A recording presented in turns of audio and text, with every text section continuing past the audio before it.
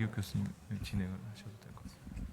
아, 네. 저 그러면 시간이 지금 5시가 넘었는데 그래도 그 패널 디스커션을 그 한 10분 정도 진행해 보도록 하겠습니다. 혹시 패널 선생님은 그 빈센트 병원의 김지희 선생님, 부천 세종병원 박하옥 선생님, 그다음에 서울대병원 이학승 선생님, 그다음에 세명기독병원의 정황재 선생님하고 대전을지병원 진정현 선생님, 동탄 성심병원 정명 선생님, 강동 경희대병원 황희정 선생님입니다. 혹시 질문 있으신? 선생님 네네네. 들리시나요? 이학승 선생님.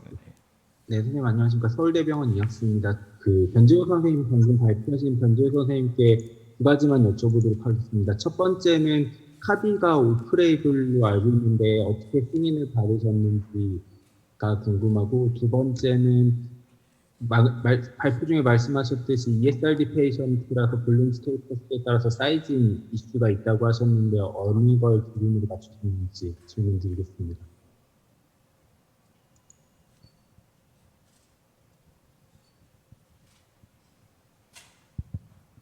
첫 번째 질문 다시 한 번만, 혹시 말씀 잘못 들어서 죄송합니다.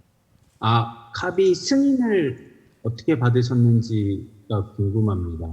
오프레이블일 텐데.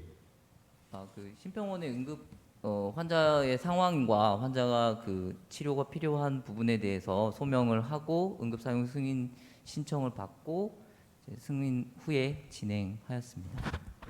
이거는 신병원이 아니고 식약처 승인. 식약처의 승인 받아. 식약처 승인 받고 병원장 그 승인 받고 이렇게 그 승인 하에 이제 시행하는 그런 거. 그 SVC 신드롬 아까 우려했는데 그런 거는 전혀 생기진 않았나 봐요. 아니, 저는 그게 혹시 저기 홍그로 선생님한테 물어보고 싶은데 그 TR이 가면은 주로 IVC 쪽으로 많이 빠지나 봐요. 전혀 SVC는 전혀 증상이 전혀 없어서 그냥 IVC만 막아도 문제 없을 것 같다 이렇게 생각해요. 대부분 사람들이 좀 서서 있어서 그런 건 아닌가요? 모르겠습니다. 근데 그 네포트들도 네. IVC만 막는 경우가 훨씬 70% 정도. 네,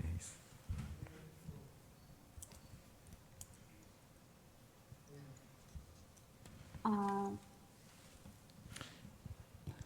아마도 TR의 방향이 있고 그 네. 거기를 막아주면 충분히 RA 스페이스가 있어서 그러지 않을까 그렇게 생각해요. 네, 안 그래도 이 케이스 굉장히 궁금했었는데 오늘 와서 보게 돼서 굉장히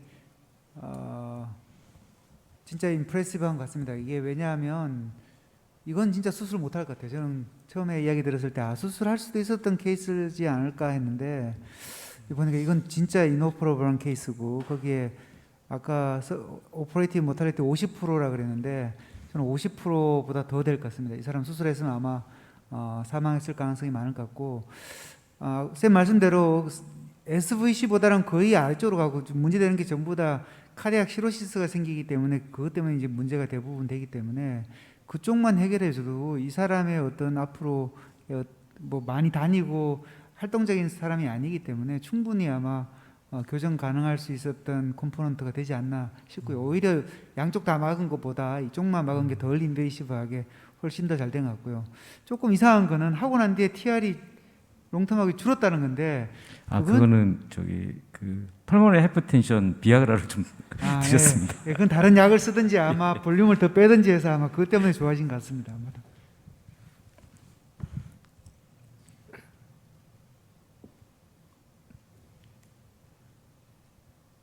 네, 혹시 박하욱 선생님? 예. 네, 저 부천 세종병원 박학입니다. 실은 뭐 제가 이미징 보는 사람 아니고 인터벤션 하는 사람이라 밸브 디지즈 별로 볼 많이 기회가 없었는데, 이제 AS를 하면서 좀 밸브 환자들도 저한테 많이 다니기 시작하고 수술도 많이 맡기고 하는데, 환자들 보면 제가 박진선 선생님한테 좀 질문하려고 그러는데요.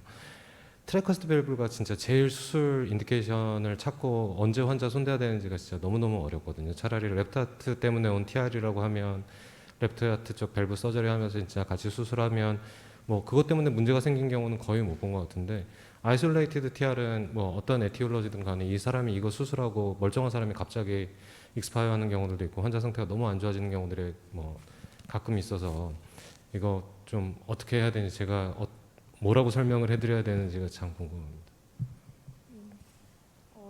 사실 아까도 그 그 레프트 사이드에 문제가 있을 경우에 같이 수술하는 게 일단은 원칙이고요. 그럴 때는 사실 고민할 게 없는데 프라이머리 TR에서 수술은 사실은 조금 고민이 될 것 같습니다. 근데 대부분의 데이터들이 현재는 그 RV 쪽에 라이트 하이트의 그 지오메트리가 이미 변하고 이런 상태에서 수술한 경우가 많아서 현재까지 가이드라인 상에서도 이것들이 대규모 데이터가 없어서 수술을 권장한다라고 얘기했지 현재 그런 지침들은 없습니다. 근데 뭐 애뉈러스 사이즈가 4cm 이상으로 넓어져 있고 다른 원인이 아니라 이런 것에 의해서 그 생기는 이제 라이트 사이드 핫페일리어가 이미 있다라고 하면 수술을 하는 게 좋지 않겠냐라는 것이 컨센서스기는 하고요. 현재 아직 가이드라인까지는 나타나지 없는 것 같습니다. 예. 네, 참고로 굉장히 어려운 디시전이지만 지금까지 모든 데이터가 얼리 오피가 좋습니다. 얼리 오피가 좋은데 이제 문제는 얼리 오피를 결정하는 게 굉장히 어렵습니다. 환자분들이 다이어틱스 조금만 쓰면 좋아지기 때문에 절대 수술하려고 안 하기 때문에 제일 중요한 것은 이 에코상에서 스트럭처럴 abnormality가 일단은 심해야 됩니다. 뭐 펑셔널한 컴포넌트가 많고 다른 원인이 뭔가 있을 만한 거는 일단은 한 적어도 1년 정도는 지켜보시면서 보는 게 좋고요. 다른 진짜 문제 아무것도 없고 이 사람 아이솔레이트 TR이다. 그리고 환자가 다이어틱스를 많이 써야 되는 도즈가 올라가는 추세에 있다. 이러면 펑션이 떨어지고 풀마이어 텐션 생기기 전에 어떻게 하든지 이야기해서 수술을 시켜야지. 그거 오래 끌어가지고 있으면 이제 저렇게 카비를 꼭 해야 되는 이런 케이스까지 가기 때문에 카케시아가 오기 전 스트럭처가 더 나빠지기 전에 펑션이 떨어지기 전에 얼리하게 시키는 게 좋습니다. 제가 이게 하면서 서전하고 몇 번 얘기를 해봤는데 TR 수술하고 모텔리티가 높은 이유가 이렇게 RV 페일러가 이렇게 오면은 그런데요. 그래서 우리는 에코상으로 잘 모르지만 RV가 커지면서 디스펑션이 이미 생겼던 사람을 이걸 넣게 되면 에크모를 뭐 한 2주 3주는 해야 뭐 간신히 회복되든지 아니면 익스파이어든지 뭐 그런다고 그러더라고요. 그래서 TR 수술이 어렵다 뭐 그런 얘기를 들어서 신중하게 결정하셔야 될 것 같아요. 혹시 그 황의장 특별대 김지입니다. 다름이 아니고 강의 잘 들었고 저는 질문할 때 구평론 선생님께 이렇게 한번 여쭤보고 싶은데요. 저희가 이제 그 뭐 마이트럴 클립도 되고 탑이도 되고 이러니까 엘더리 페이션트에서 이제 마이트럴 밸브나 아우직 밸브는 어느 정도는 치료가 되는데 이 TR에 대해서는 사실은 환자들이 크로닉하고 또 메디컬 트리트먼트에 어느 정도 반응이 있다가 아까 이제 홍보 교수님 말씀하셨지만 RV 펑션이 떨어지기 전에 수술을 해야 된다 이렇게 말씀하시는데 환자들이 이제 80대 넘어가고 이러면 사실은 아이솔레이트 TR 그것도 이제 세컨더리 프라이머리 아니고 세컨더리일 경우에 그 흉부외과에서다가 이제 수술을 해달라고 하기가 참 되게 어려운 경우가 좀 많이 있는데 그래서 이런 환자들이 지금 좀 많아지고 있는 것 같은데 그래서 혹시 우리나라에서 이렇게 TR 인터벤션이 어느 정도 진행되고 있고 하고 나서의 어떤 그런 아웃컴들이 좀 얼마나 되는지 궁금해서 여쭤봅니다. 그 TR 그 인터벤션이요? TR은 아직 인터벤션은 우리나라에서는 진행되고 있지는 않죠. 왜냐하면은 지금 트라이클립이 현재 C는 승인을 받았는데 일부 동남아 국가하고 유럽에서는 행해지고 있고요. 우리나라는 지금 마이트랄 클립이 어느 정도 정착을 하고 나서 아마 조만간에 도입이 가능한 옵션이라고 생각을 할 수 있을 것 같습니다. 나머지는 아마 그 서클라지를 가지고 뭐 할 수는 있는 걸로 알고 있고요. 나머지 트리트먼트 옵션은 아직까지는 없으신 것 같습니다. 그래서 아까 장기욱 교수님이 하신 게 아마 거의 첫 번째로 진짜 환자한테 임상에 적용한 케이스가 아닐까 생각합니다. 근데 이거는 아직 시험적이기 때문에 그러니까 환자가 컨디션이 많이 나쁜 사람한테 이게 TR에 문제가 돼서 간경화 심해지고 복수차고 다리 붓고 뭐 숨차고 이런 상황이 됐을 때 한 거거든요. 그래서 과연 그냥 그 외래로 다닐 수 있는 그런 아이솔레이트 시비어 TR 환자한테 적용할 수 있을지는 한번 조금 더 봐야 될 것 같습니다. 네, 참고로 TR 지금 트라이클립은 외국에서는 그래도 제한적으로 시행되고 있는데 저희 우리나라에 지금 신청을 하려고 식약처하고 지금 커뮤니케이션 단계에 있습니다. 근데 문제는 단 탑이나 다른 건 랜덤 스터디가 다 있는데 이 트라이클립은 아직까지 랜덤 스터디가 없어가지고 우리나라 식약처에서 이 랜덤 스터디 없으면 허가 어렵다는 이런 견지를 하고 있어서 지금 다른 방법으로 저희들이 뭐 카비를 한 것처럼 제한적인 환자에서 저희들이 뭐 승인을 받더라도 하는 쪽으로 승인을 추진 중에 있습니다. 그래서 아마 가능은 할 것 같은데 시기는 언제가 될지는 확실히 좀 모를 것 같습니다. 그 시간이 너무 늦어서 한번 두 분 정도 이렇게 질문 받고 끝내도록 하겠습니다. 예. 방동 경희대학교 병원의 황희정입니다. 변재호 교수님한테 좀 여쭤볼 게 있어서 케이스에 관련해서 여쭤볼 게 있어서 합니다. 전 잘 이해가 잘 안 됐는데 이 환자 케이스에서 그러면 호흡곤란의 원인을 무엇으로 생각하시는 건지 에코도 잠깐 보여주시기는 했었지만 뭐 이젝션 프랙션의 문제는 딱히 없었던 것 같고 퓨머 하이퍼텐전이 메인이었었던 것 같은데요. 그러면은 이 환자는 그냥 프라이머리 TR, 그러니까 그냥 TR 자체가 문제라고 생각하셨던 건지 아니면 그 퓨머 하이퍼텐전의 다른 원인들이 정확하게 배제가 되었었던 건지 궁금하고요. 사실은 이 캅이라고 하는 경우는 결국 RA를 포기하는 거잖아요. 그러고서 IVC에서 그냥 거기서 막아줘 버리는 건데 그렇게 되면 백플로우 그러니까는 IVC 그러니까 그 밸브를 하고 그 아래쪽에 그러니까 지금 말씀하셨던 것대로 헤파티 컨제스턴이라든가 이런 것들이 문제가 될 것 같은데 그게 정말로 문제가 없었는지 또 그게 사실 정말 궁금하고요.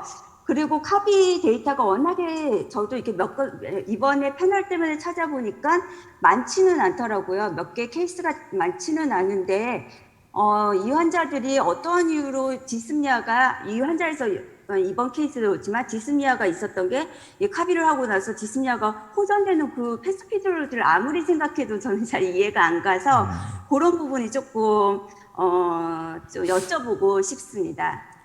글쎄 저도 이게 명확하게 설명은 안 되는데 CT 보면은 보스 플로라이피전이 굉장히 심했거든요. 근데 이제 보스 플로라이피전 생긴 이유가 제 생각에는 RV 그 디스펑션 때문에 그게 LV에 어떤 영향을 주지 않았을까 그렇게 생각이 돼요.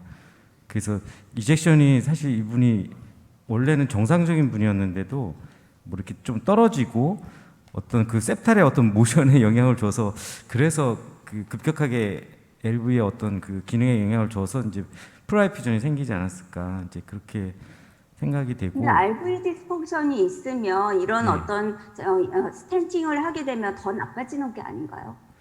근데 일반적으로도 뭐 RV 쪽에는 더 부하가 이게 왜냐면 그나마 TR로에서 백플로로 뒤쪽을 빠지는 것 때문에 버티고 있는 부분이 있는데 그걸 지금 억지로 막아주게 된 거잖아요. IVC 레벨에서. 지금 근데 이제 그게 정말로 문제가 안 되는지 IVC 궁금해서 밸브의 개인적으로. 기능은 그 리버랑 GI 시스템으로 가는 그 니거지던트 플로우를 차단시켜주는 역할에 한정되고 제 생각엔 그때 그 정혁 선생님이랑 많이 상의해서 이게 그 일단은 펄모널 하이퍼텐션 줄여주면 그 TR 자체가 좀 감소되면서 좀 이렇게 전반적으로 좋아지지 않을까 이제 그런 차원에서 이게 비아그라 트리트먼트랑 이걸 같이 했더니 나중에 굉장히 안정적인 상태가 되었습니다. 혹시 이 환자는 그럼 더 이상 이제 이뇨제가 필요가 없게 된 케이스? 이분 원래 투석하는 분이어서 이뇨제 자체를 안 먹었어요. 그래서 소변이 하나도 안 나오시는 분이어가지고요. 네네. 이뇨제 자체가 할 수가 없었던 그런. 네. 그러면 에코 팔로업은 지금 보여주셨던 에코 팔로업은 네. OP 후에 얼마 만에 찍으신 건지 아니면 그 이후에 팔로업을 하시는 데이터가 있으신가요?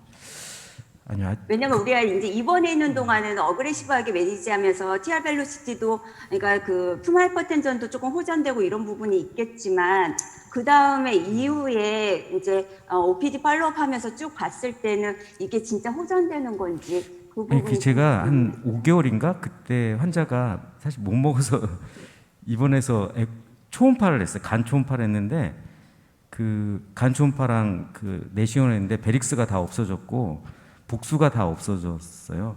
그래서 그거 보고 야 이게 진짜로 그 워킹한다 이거는.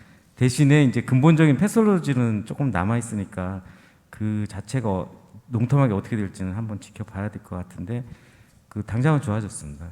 쌤 이게 그 장기혁 쌤이 물론 제 환자는 아니지만 제가 장기혁 쌤 입장에 대해서 제가 말씀드리면 황희정 선생님 의견 충분히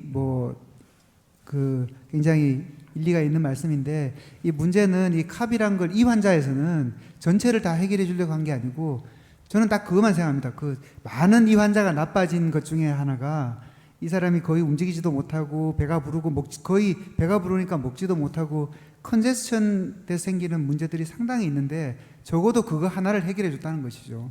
그거 해결해 주고 나고 제가 아까 여쭤봤던 게 그러면 왜 TR이 좋아지고 그쪽에 프레셔가 왜 떨어졌느냐? 그거는 이것 때문에 좋아지는 게 아니고 그건 다른 약으로 좋아진 거기 때문에 많은 팩터들 중에서 이 사람이 가장 나빠질 수 있는 어떤 팩터 중에 하나인 컨제스션을 해결해 줄 수 있는 방법 중에 유일한 방법이 저는 이거라고 생각했기 때문에 아마 그게 작은 거였지만 이 환자한테는 굉장히 크게 작용하지 않았나 생각하고 혹시나 끝나고 난 뒤에 다시 쌤 캣 안 해보셨습니까 혹시? 네? 카디악 캣. 캣을 다시 하진 않으셨고. 예, 왜냐면은 되게 예민하세요. 그 EF도 좋아지고 노무 에코가 좋아져가지고 다른 치료가 뭔가 분명히 있었지 않나. 저는 그렇게 볼륨 컨트롤 조금 더 네, 열심히 하고 환자가 그 다음부터 먹을 수 있으니까 볼륨 컨트롤 조금 더 하게 되고 또 약도 먹을 수 있으니까 더 하게 되고 컨제션을 해결하면서 그 뒤에 치료를 용이하게 해줄 수 있었던 그게 좋은 게 아니라고 저는 생각합니다. 네, 전반적인 상태가 좋아지니까 제너럴 컨디션이 좋아지니까 이게 모든 게 다 스무스했던 것 같습니다. 저도 홍구로 교수님 말씀에는 동의를 하는데 문제는 이런 데이터들이 지금 이게 트리커스 밸브하고의 이런 데이터들이 프로시저하고 관련되어 있는 어떤 모탈리티는 딱히 높지 않은 걸로 되어 있는데 그 이후에 뭐 30일이든 쇼텀 모탈리티가 너무 높은 것이 결국 베이스라인을 원래 갖고 있는 패솔로지를 해결해 주지 않고 그 부분만을 이렇게 해결해 주려고 하다 보니까 그렇게 모탈리티가 높은 것이 아닌가라는 생각이 들어서 한번 교수님들 의견을 구하고자 한번 여쭤봤습니다. 감사합니다. 브릿지로 갔다가 이제 큐러티브 서저리로 가는 게 맞는 건데 이제 지금 당장은 이제 이 상태로 좀 유지하면서 경과를 보셔야 될 거죠. 근데 브릿지 세라피나 뭐 그 어쩔 수 없는 분들한테는 굉장히 획기적인 치료법인 것 같다는 게 저는 이번에 잘 느꼈습니다. 네, 오늘 너무 늦은 시간까지 이렇게 활발하게 참여해 주셔서 모든 교수님들과 이제 선생님께 감사드리고요.